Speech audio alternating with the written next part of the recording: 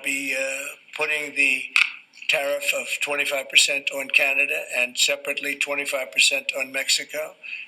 And we will really have to do that because we have very big deficits with those countries. Those tariffs may or may not rise with time.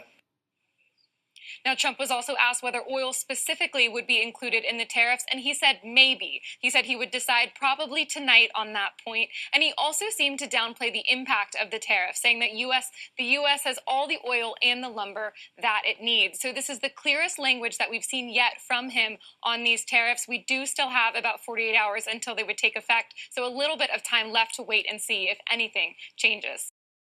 The crypto industry has the patience of, a 7 or an 8-year-old, and they wanted Donald Trump to announce on January 20th at 12:01 that he was going to have a Bitcoin strategic reserve. And that would have been a bad idea because what David Sachs is doing is he wants to build a broad-based coalition that would include Democrats and Republicans to make something like a Bitcoin strategic reserve bipartisan. Otherwise, what will end up happening is you get the reserve under Republican, Democrats get a hold of the White House, they take the reserve back, and you have sort of this flipping and flopping going back and forth as opposed to a consolidated long-term visionary decision. So the move to build a working committee, the move to sort of address this and look at it over the next 6 months, I think soured the industry. And so some of the short-term traders, particularly those with leverage, sold their positions, not getting the super great news. But I think if you read through the executive orders, which we did, we're quite bullish on them. I think David has the right ideas, and you've got positive regulatory people at the SEC and Treasury. CEO of Coinbase in Davos, who spoke on a panel together. Coinbase has been asking the SEC for over 2 years, just tell us what the rules of the road are. One of the big indictments of the Gensler piece of the Biden administration is it was a lot of regulation by enforcement. They're suing people left and right without giving them the appropriate guidelines. Even a federal judge said that was unfair and that it was incumbent upon the SEC to provide guidance. So I think this year, and certainly before February of 2026, we're going to get a piece of legislation related to crypto that will have specificity in it, related to stable coins, related to where Bitcoin is actually going to be regulated. Will it be at the SEC or the CFTC, as an example? I think the industry is really just looking for a set of rules that they can follow that is satisfactory to the United States government. And I think that happens, and the reason why I'm saying February of 2026 is that's really when the electoral campaigns heat up for the House races coming at the end of 2026. We're back on the bell. Hedge fund Elliott out with a new investor letter with a warning on crypto. Leslie Picker following that story for us. What are they saying, Les? Hey, Scott. So the Financial Times obtained a letter from the $70 billion hedge fund to its investors. And in it, Elliott is once again alarmed by crypto, which the firm says is, quote, ground zero for the speculative frenzy across markets. Elliott said the, quote, inevitable collapse of the crypto bubble could wreak havoc in ways we can't anticipate. Elliott takes particular issue with the threat crypto may pose to the dollar and its standing as the reserve currency. The letter said that marginalizing the dollar was profoundly dangerous. Elliott highlighted the millions of dollars spent helping crypto-supporting politicians get elected in this latest cycle, according to the FT. Singer has long been a foe of crypto, going back to at least 2014, having historically called it a fraud and a scam. But Bitcoin in particular has surged since President Trump was elected, more recently leveling out around the $105,000 mark.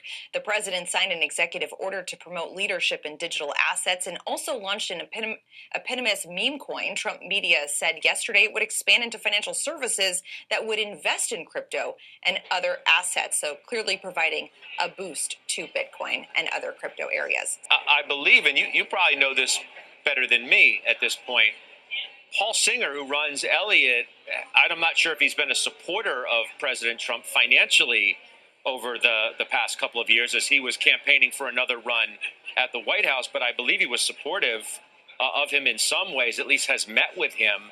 which is interesting in and of itself, that one of the reasons you've gotten the boost in crypto, as you said, since the election was because of the Trump White House support of it. But yet the red flags and the alarm bells going off inside Elliott. Yeah, no, I actually double checked Open Secrets just to make sure I had my facts straight. And he is still indeed. He donated to Trump and a PAC related to the Trump reelection campaign in 2024, as well as a whole host of Republican candidates as well. So clearly this is an issue that they disagree on. And he's joined by a lot of hedge fund managers who have come out against crypto over the years. Some you hear kind of a more friendly tune ever since. Others, such as Singer, and probably I would put Diamond in that camp too, saying that they don't believe there's much to it, under the surface. It feels a little trite to say this time is different, but it really is. I mean, it's the standing room only crowd for all of the sessions on Bitcoin. I think the best way to explain that, I was at the bar with my wife last night. We had a nightcap. Two skeptics who were investors were next to me. They spent 30 minutes debating why crypto wasn't real, but they knew everything about Solana, Ethereum, Trump coin, all the meme coins. You're like, this is very different. The starting point is very, very different. In terms of that incremental sort of party that's interested this year, who is it? Is it the institutions? Is it pensions? Who? It's all the above. I mean, you have certainly the allocators that now have had work done by the consultants. So the operational due diligence work is done. The pensions are looking. The institutional wealth crowd, which is a $50 trillion market that hasn't yet really come into the space. They now see a one-year track record on the Bitcoin ETFs. They're starting to take a real look towards investing their client capital in Bitcoin. It's really all the above. Steve, when you think about it, we've heard a lot of use cases, over the years, and many of them have kind of fallen by the wayside, right? It really has become a store of value. So when you talk about a lot of these big institutions and the demand for it, is it just that? Is it just digital gold? Well, it's chicken and egg. You need the regulations and a framework to build. Crypto was a back-end technology first. You're going to see an explosion of building on top of crypto now. It's not just digital gold. You have Ethereum and Solana, obviously, but stable coins. What you're going to see is stable coins moving from a $200 billion market cap to $400 or $500 billion. It's a cheaper technology. The settlement is faster. It's found product market fit. We don't need to do anything except to put more fuel on that fire. Very friendly administration. How important is a Bitcoin reserve? The Bitcoin reserve it's of course important, but it's not as important as the fact that the war on crypto by the U.S. government is officially over. It really is. You've never seen a 180-degree shift so quickly from one administration to the next. What happened in the last few years is we were talking about what is crypto, then why is crypto important? Now it's how are we going to bring crypto to the U.S.? You've got the executive orders, you've got the SEC actions giving you air cover and setting the tone, already bringing builders back to the U.S., but then you have real legislative rolling up your sleeves. We were just in Doral talking to Republican Congress people. Where does DeFi fit on the board? How do we sequence this? How do we get things done this year? What would be the number one legislative or regulatory catalyst for you for the price of Bitcoin? Well, we just need to know, for the price of Bitcoin, we need a framework around market structure, and we need an overall what is a security, what is not a security. That's going to help Bitcoin. That's going to help the other coins. That's going to help the front end of crypto be built, like I said. Your colleague, Senator Elizabeth Warren, has been probing Lutnick over ties to Tether, which is a cryptocurrency that allows people to move money anonymously, and therefore it's kind of seen as this go-to cryptocurrency for criminal activities. I'm curious if that's a concern of yours as well. Well, I think Senator Warren has taken a position. She really wants command and control as it relates to crypto, and that's certainly not where I stand. So, look, she's going to have her questions today for Howard Lutnick, and that's what these committee hearings are for, to sort of air this out, to have questions be asked and answered. She's actually not on the Commerce Committee. I noticed that she's raised those issues. But I think the broader point here is, a centralized command where you have social credit scores as it relates to crypto is not a direction we want to go. It's probably where China's headed, but I think America can be the leader in crypto, and that's the direction of this administration. How can they be the leader in crypto? What do you think this administration needs to do? Well, I think what you saw was these artificial restraints that were put in place under the Biden administration because they were very skeptical. But I don't think you want this sort of centralized crypto bureaucracy here in the United States. Are there going to be regulations? Of course. No one's really arguing against that. But I do think China's headed in the direction where this is also a way to control your population.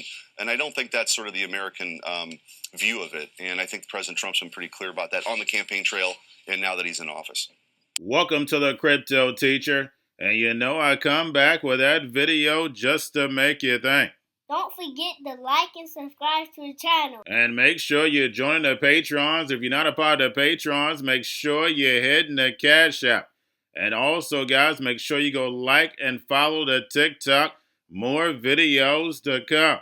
And I am going to touch bases on the plane crash, but it's going to be in the Patreon. But I can definitely tell you, things don't add up. And we have Trump coming with the tariffs as promised. Mexico and Canada, 25% each, starting on Saturday. And we finally got a little bit of truth on CNBC, and I'm going to get into that later. But we have Anthony Scaramucci on Bitcoin Reserve, says that it may happen. But we clearly hear from the central banks that they don't want it. The only way we're getting it, if it's for the machines. Remember, guys, crypto means hidden message, hidden meaning. These cryptos are not for humanity. They're for the machines. And remember, the Crypto Teacher told you. And then he also says crypto regulation coming in 2026. But I can see it come sooner when it comes to stable coins. Now we have Elliott crypto warning. And guys, we know the hedge fund guys always send out warnings. But we know we're going to pump and dump. Only thing we have to do is follow the Fed. And we have Steve Kurz of Galaxy on stablecoins and the industry to move fast forward once we get this regulation. Like he stated, building on top of the current system. That's how these digital assets are going to come in. They're already being integrated by the big banks and big corporations. They're just going to put these stable coins on top of fiat, going to a cashless society. And remember, the Crypto Teacher told you. And we have Senator Eric Schmidt says that the U.S. can be the leader in crypto. And we see most politicians are now positive on crypto. And we already know, they know all about this digital economy. And then, guys, we get the truth. Don Peoples says that small and medium-sized banks and businesses are in trouble. And finally, someone tells the truth. Says that job cuts are coming and that we may go into a recession. But remember, guys, we've been in recession since October of 2023. And remember, the Crypto Teacher told you. But he says the Fed should have made bigger cuts. But remember, guys, the central banks want to keep rates higher for longer to destroy this legacy market so Trump can build this fourth industrial revolution. They can always make big jumbo cuts down the road. And then we have Tesla plans robo-taxis in Austin by June. And when it comes to these driverless cars, they already have all the technology and GPS to do it right now if they wanted to. But remember, guys, this is a plan. It moves in phases. And then we have home sales down. And remember, everybody keeps talking about affordable housing. We have plenty of houses because where I'm at, I see plenty of houses for sale, but they're not moving because people can't afford them. And we know people are going to be moving regardless, whether it's military. But when it comes to jobs, remember, guys, a lot of people will move back and forth. Now people want to stay put because they never know what's going to happen to that job. Military, yes, that's fine. They're going to be moving in and out. But the people that used to move when it came to a job, they're not going to do it any longer. And remember, the Crypto Teacher told you, because he knows when it comes to the NWO, it's all planned out. You have a wonderful day. Rate cut, and he wanted 50, a half-point cut as well. Don Peebles is here on set with us. He's chairman and CEO of the People's Corporation. Welcome. Thank you. You know, people get, but Don, you're a real estate developer. Of course you want lower interest rates. Give us the broad economic rationale. The broad economic rationale is it's high interest rates have created tremendous stress in local and regional banks. Local and regional banks are the primary lenders to small businesses, and they're not making loans anymore. And what has happened is that the local lenders are stressed because of the large portfolio of commercial real estate that they own and apartment buildings. And they are generally the development lenders or the bridge lenders for commercial office buildings. But let me stop you there and put my populist hat on and say, I don't care. Why do I care what happens to the banks, right? What about everybody else? I don't know. Well, we do care about the banks because they're fueling the economy, and small businesses create the vast majority of the jobs in this country.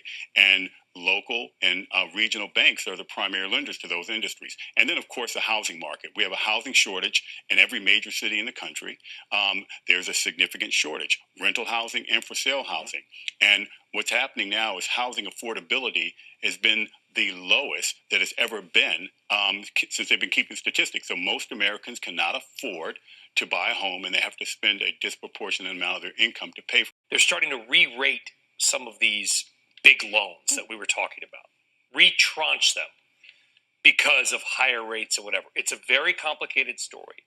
But what I heard, I think, Jeff say, was that bubbling under the surface, way deep, but starting to bubble, are bigger problems in commercial real estate because of rates than we may think.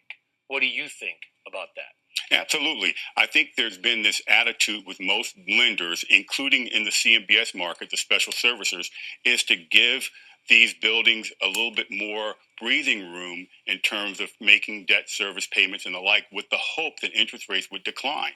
That now is a far-gone conclusion that they won't decline anytime in the foreseeable future. And so therefore, you've got significant stress in that sector. And also, what was an A tranche is no longer an A tranche. Because that's what I think Jeff Gundlach got to. But when you say tranche, your mind goes back to 2006, 2007. Mm-hmm. In sort of plain-ish English, what does that mean when they say re-rate, retranche? Well, basically, it's simple. If you have a loan and you look at it as a stack, a pyramid here, or a building block, the top building block is the A tranche, and that would be the premier tranche. Super credit, no risk of default, et cetera. And it's a small portion of the loan. Maybe it's the top 10%. So, and then you have here at the bottom, the worst portion, the highest risk, the loss first. So if a loan's $100 million and you have the D tranche, if you will, and that tranche is $10 million, then that's the first loss. So if the loan goes down to, or the property declines in value from $100 million to $50 million, then there's a $50 million loss there. So that works its way up the different tranches. And what's happening is getting dangerously close to the mid-level, to the upper portion of the tranches that are supposed to be risk-free. And as a result, those are going to have to get repriced for investors because the risk is greater. Otherwise, they can't trade them. Right. But is that why people in that space are going to say, we'd love lower interest rates? Give us some breathing room, right? What about people who say, but inflation, that it's going to be persistent, it's going to be sticky. If we lower rates here, that we're never going to conquer or vanquish it. But the hidden inflation is what Americans spend the vast majority of their money on. They spend it on housing and automobiles. Those are the top two purchases. Both are interest rate sensitive. And without attractive interest rates, they can't afford to buy either one. And what happens when they buy fewer homes and fewer cars, then jobs are lost. And so there's a double impact there. And what you're seeing now in many sectors now are job cuts are beginning to take place now. And more are going to start happening. And they're going to be in banking. They're going to be in real estate. They're going to be in construction. And, and unless we see a change in policy, I think we could be dangerously close to a recession. Take the Fed seriously. They were That's a problem, though. What you just said is a massive statement, I think. Yeah, but the reality is that the Fed should have made bigger cuts. They should have been 50 basis points at a minimum every time. And there should have been at least a 100 basis point cut in that process. And now to make these minimal cuts and then to do nothing and look all around you, every sector that's affected by interest rates has gotten worse. We're going to be launching unsupervised full self-driving as a paid service in Austin in June. So, I've talked with the team. We feel confident in being able to do an initial launch of unsupervised, no one in the car, full self-driving in Austin in June.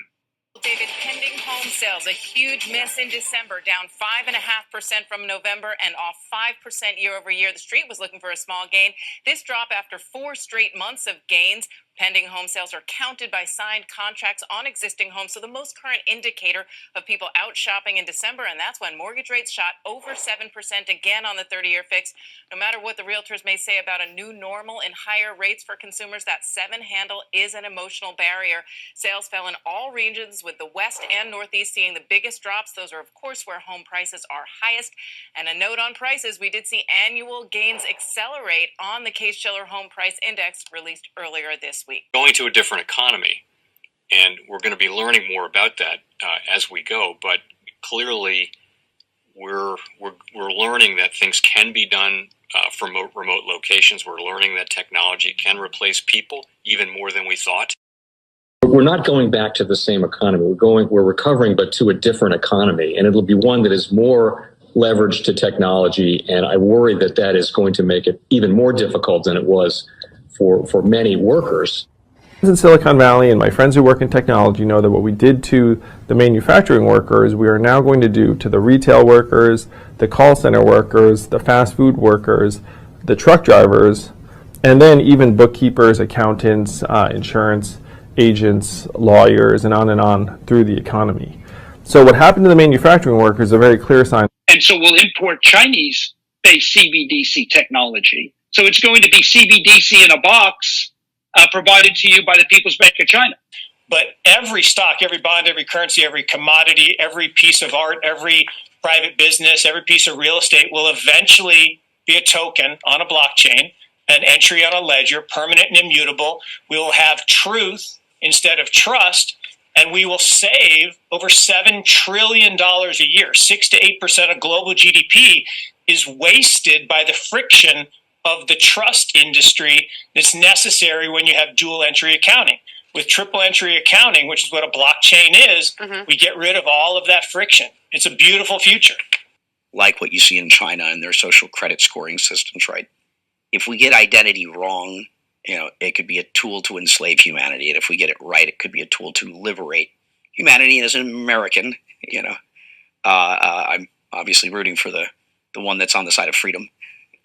Bitcoin is an international asset. And also, I do believe the role of crypto is it's digitizing gold. I actually believe this technology is going to be very important. Look at it. We have been part of a huge revolution in investing through ETFs. We believe that ETFs will be changing the whole way we invest. Many people still use it as a means, people are investing it for indexing. No, the majority of people who are putting money in in ETFs are active investors that are buying exposure. The entire bond market is being transformed as we talk right now. I believe the next generation for markets, the next generation for securities will be tokenization of securities. And if we could have that distributed ledger that we know every beneficial owner, every beneficial seller, we all have our code of who's buying, who's selling, instantaneous settlement. And think about it, it changes the whole ecosystem. Chinese bank ICBC has been hit by a ransomware attack, and the U.S. Treasury market, as a result of that, has been disrupted. This, according to the Financial Times. We're getting at more right now with Bloomberg's Shonali Bassick. Shonali, what do we know? Listen, we have the Financial Times now reporting that ICBC, one of China's largest banks here, was hit with a ransomware attack. And remember, they're a very significant intermediary in the Treasury market. The SIFMA has told told his members that this has been part of the reason here that the system is kind of clogged up, if you will. During that auction that we saw a little bit before, the attack had prevented ICBC, according to the Financial Times, from settling Treasury trades on behalf of other market participants. A large executive at a major bank also telling the paper that such a large party on the fixed income clearing corp creates major concerns, potentially impacting the liquidity of Treasury markets. Now, it was not just a poor auction; it was absolutely lousy. And you know, when the dealers have to step in to save a Treasury auction, that's a rare occurrence. Cryptoteacher and the New World Order book, plus the 3 kids books. It's time to re-educate. Also, new to cryptos, Coinbase, Bitrue, Binance. Do not forget book links and crypto links are in the description. The stock channel, guys. Don't forget to go like, subscribe, spread everywhere. You have your Kobo, your chip stocks, your banking, your gaming. While everybody's sitting at home, get on stocks, the Seaver, the biotech stocks. And while everybody's at home wishing they were still getting that free money, what are they doing? Drinking and smoking weed. Don't forget about those stocks, and you have a wonderful day. The most powerful person in the world is the storyteller. The storyteller sets the vision, values, and agenda of an entire generation to come. Steve Jobs. And guys, you know I truly believe in this. When you look at the New World Order, they're the storytellers. And that's the reason why I wrote my New World Order book. But guys, now it's time to change the current generation. And I wrote 3 kids books. You know I love the Trinity because I understand the power that's in it. So I have 3 books. We have an opportunity to change the generation, to educate. Not just me, but I want to show you that I take action on a daily basis. And I want you to take action on a daily basis. Whether it's your job, whether it's in your community, we have an opportunity right now to educate the masses. I posted this on my Twitter account. Please share, but this is a short clip of the 3 books. There's going to be a clothing line and action figures. Please get these books for your kids, nephews, cousins, friends, so therefore we can start the re-education now. Because as we see, the 4th Industrial Revolution foundation is definitely here. Robots, algorithms, drones, taking humanity out the picture. We have to re-educate. But let's get into the video. Part 1. King Joshua and Grandma Tam save the village. Part 2. King Joshua and Grandma Tam save New York from COVID Stories 3. Part 3. King Joshua and Grandma Tam goes to China. It's mandatory to get part 1, part 2, and part 3 of this series. It's time to re-educate Generation Z.